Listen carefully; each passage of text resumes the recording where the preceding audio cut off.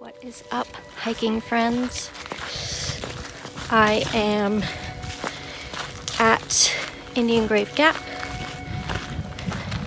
headed to Dix Creek Gap. It's like 14 miles from here, and plan to stay out overnight. So, my pack again is weighing in only around 19 pounds, and the weather is supposed to be beautiful this weekend, so I'm really excited.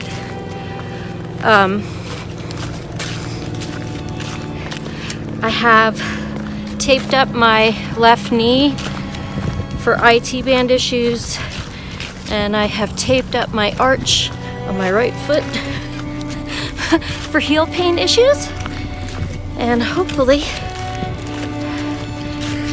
I'm gonna be pain-free this weekend. I'll let you know how that goes.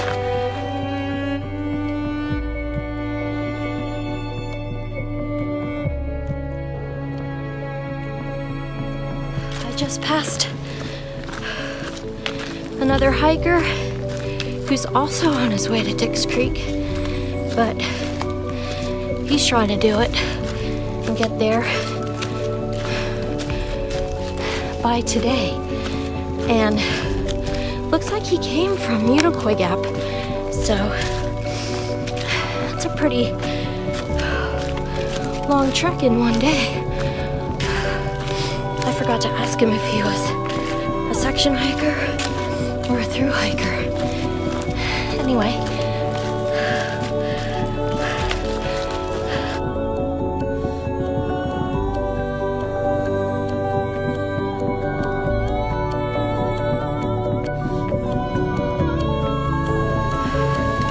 currently climbing up Trey Mountain.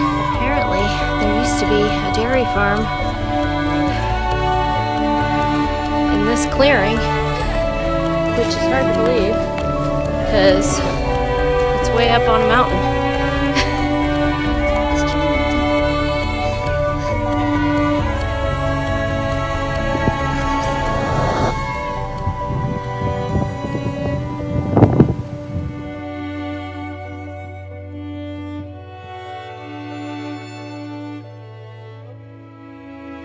I smell campfire.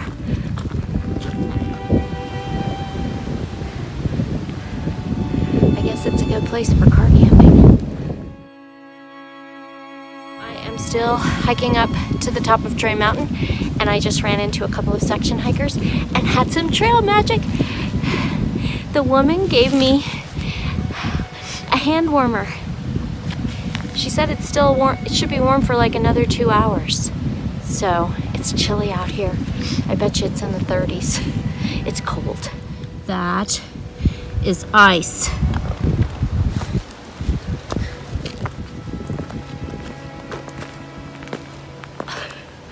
Well, I'm almost at the top of Trey Mountain, and it is over 4,000 feet up here. It's like 4,400 feet, so pretty high. Everything is covered in frost. Is it frost? Yes. Look at how pretty.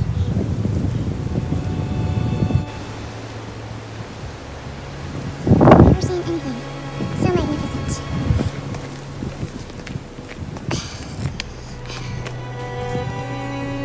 That trail, that will take me to Trey Mountain Shelter. It's only 0.1 mile. It's off the trail, so let's check another beautiful view.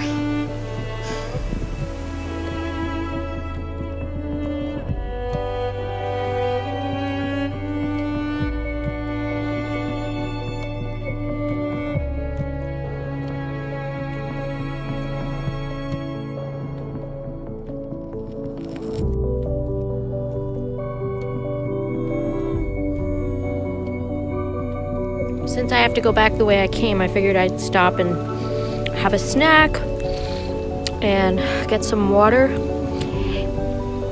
And then I turned around and look.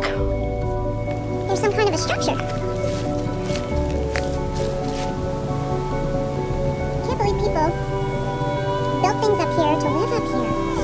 It's so... That's probably why that spring is here, even. It's crazy. Oh wait, maybe it's an old shelter. Maybe it's the frame of an old shelter? I don't know. It's warmed up really nicely now. And I'm 5.5 miles from the shelter.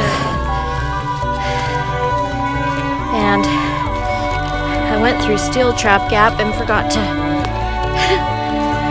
make a little video, but that's okay. My pace is a little bit slower today because the mountains are a little bit steeper. 1988 through 1991, the Spanish years. I got stationed in Spain after the last terrifying incident with my ex-husband. So in November of 1988, I boarded a plane with my oldest son, who was just about 3 years old at the time. And we went to Spain. And almost immediately upon arriving in Spain, culture shock hit. And I was super anxious and sad and depressed and had post-traumatic stress and basically had no patience at all for a 3-year-old who, before the age of 3, was telling me how much he hated me because I wasn't a great mom. I resented the connection to my ex-husband, and it was really, really hard. And I got more impatient as the months went on, until the point where I was really afraid that I was gonna snap and hurt my boy. So I called my mom in Pennsylvania and asked her if I could bring him home to stay with her for a while, and she said yes. So I took him home to the States and left him with my mom, which was the smartest thing I ever did, but the hardest thing I ever did because he then felt like he had been abandoned. And then when I went back to Spain, I had absolutely no purpose other than work. And so that began in 1989, 6 months of sitting in a bar and getting drunk every single day. And that 1989 was a wild and crazy year. I was drunk like all the time for 6 solid months, and I did things that I would never have dreamed of. I basically just went bonkers, and all my friends were from the bar, and we would go bar hopping in small towns, and we went to a brothel. Where the prostitutes thought that I was really pretty and propositioned me more than my male friends. I mean, I went nuts.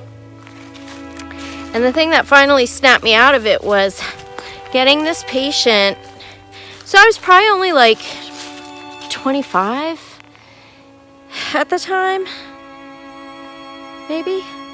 The thing that snapped me out of it was getting this patient from one of the other bases into the hospital he was so addicted to alcohol that he was skin and bone and basically just living on alcohol. And it was like a slap in the face.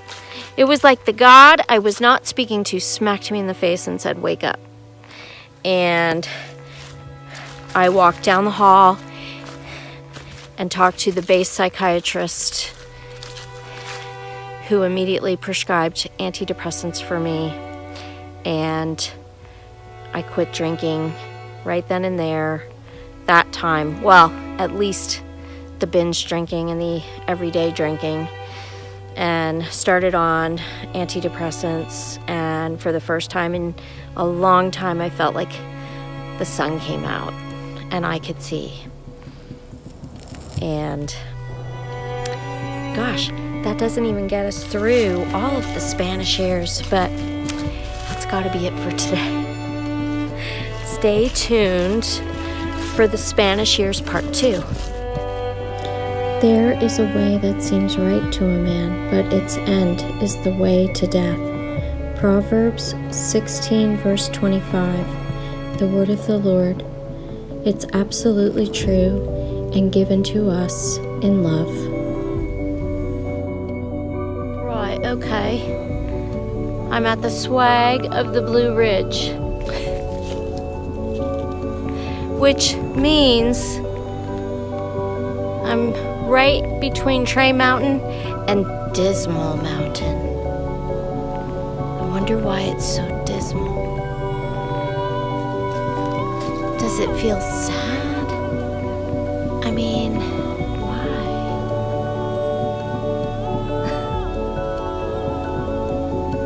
I don't know. I'm in Sassafras Gap.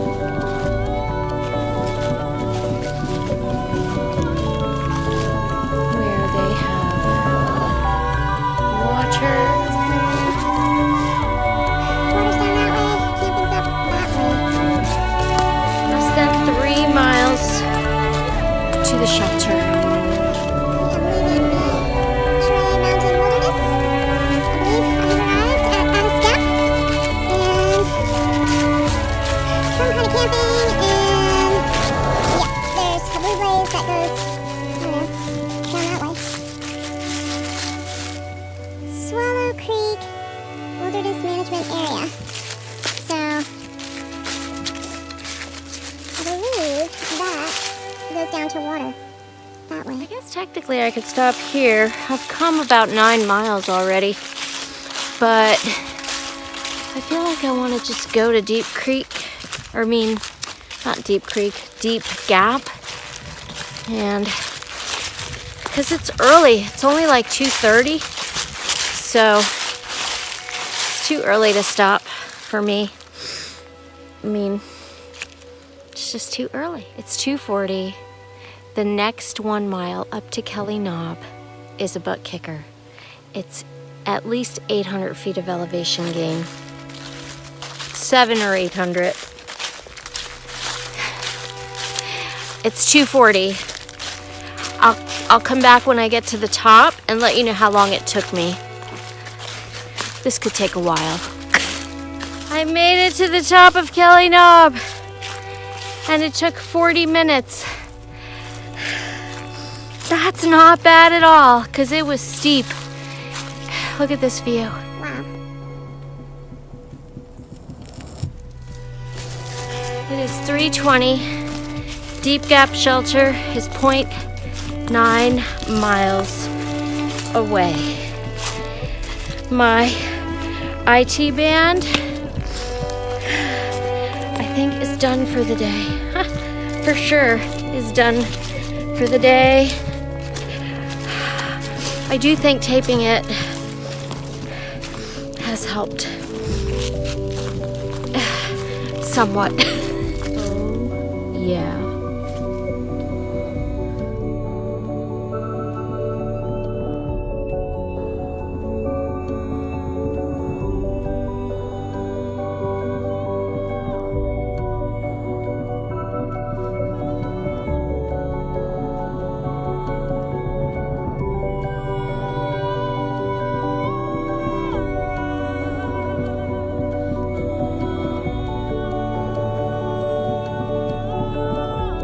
So far, I'm the only one here at the shelter, but it's a beautiful shelter, and I only have like 3 miles to get to Dix Creek Gap in the morning.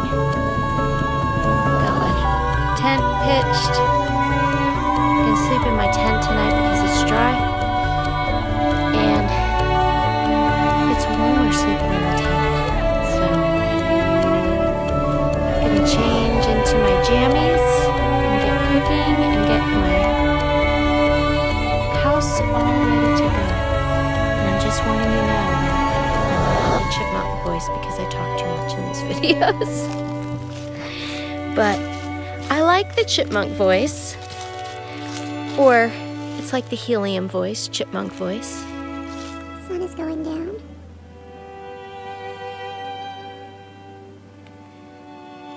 It is the golden hour, and the leaves are looking beautiful over there.